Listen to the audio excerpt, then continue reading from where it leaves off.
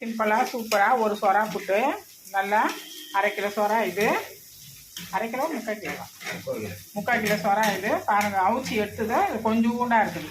இப்போ என்ன போட்டேன்னா இப்போ எண்ணெய் ஊற்றினேன், சோப்பு போட்டேன், வெங்காயம் போட்டேன், பச்சை மிளகாய் போட்டேன், சும்மா ஒரே ஒரு தக்காளி அதில் அப்படியே புழிஞ்சு அப்படி போட்டுக்கலாம். அதை நல்லா வதக்கி நல்லா வதக்கி விட்டுட்டு அதுக்கப்புறம் கொஞ்சம் இஞ்சி பூண்டு பேஸ்ட்டு போட்டுக்கலாம். இது கூடயே கொஞ்சம் உப்பு போட்டேன். ஏன்னா அப்போ நல்லா செவந்து நல்லா வந்துடும் வெங்காயம். அதனால் உப்பு கூட போட்டுட்டேன். இப்போ கொத்தமல்லி கருவேப்பிலை இருக்குது. ஏற்கனவே அதில் கொஞ்சம் கருவேப்பிலை போட்டுட்டேன். இப்போ நம்ம லாஸ்ட்டாக போட்டுக்கலாம். இப்போ நல்லா அந்த புட்டு மாதிரி நல்லா பண்ணி விட்டுக்கலாம். இப்போது அந்த சொரா மீனை நல்லா புட்டு மாதிரி நம்ம பண்ணி இப்போ எடுத்துக்கிறோம்.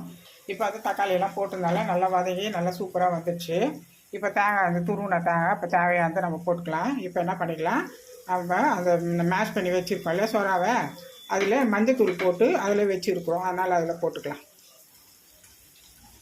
இப்போ சொரா மீன் போட்டுட்டேன். இப்போ போட்டுட்டு இப்போ துருகுன தேங்காய் இது அது கொஞ்சம் போட்டுக்கலாம். நான் பீசரில் போட்டு அது ஸ்டோர் பண்ணி வச்சுப்பேன். இப்போ தேவைக்கு மட்டும் நான் எடுத்து அது கொஞ்சம் போட்டுப்பேன். அவ்வளோதான். கொஞ்சமாக போட்டால் போதும், ரொம்ப தேங்காய் வேணாம். என்ன தேங்காயாக ஒரு மாதிரி இருக்கும், வேணாம். அவ்வளோதான். இப்போ அது நல்லா இப்போது நம்ம கரண்டில் போட்டு நல்லா இந்த தண்ணியெல்லாம் நல்லா இருத்துட்டு நல்லா அப்படியே ஒரு புட்டு மாதிரி வந்துடும். இப்போ 2 பச்சை மிளகாய் போட்டுக்கிறோம். இப்போ கூட கொஞ்சோண்டு நம்ம பெப்பர் தூள் அது எவ்வளோ வேணாலும் நம்ம போட்டுக்கலாம். இது நான் கொல்லிமலையில் வாங்கிட்டு வந்ததுனால இது ரொம்ப ஸ்ட்ராங்காக இருக்கும். சின்ன ஸ்பூன் தான், அது ஒரே ஸ்பூனு அப்படியே அப்படி தட்டி நம்ம போட்டுக்கலாம். ஃப்ளேவர் நல்லாயிருக்கும். லாஸ்ட்டாக கொத்தமல்லி போட்டு நம்ம இறக்கிக்கலாம்.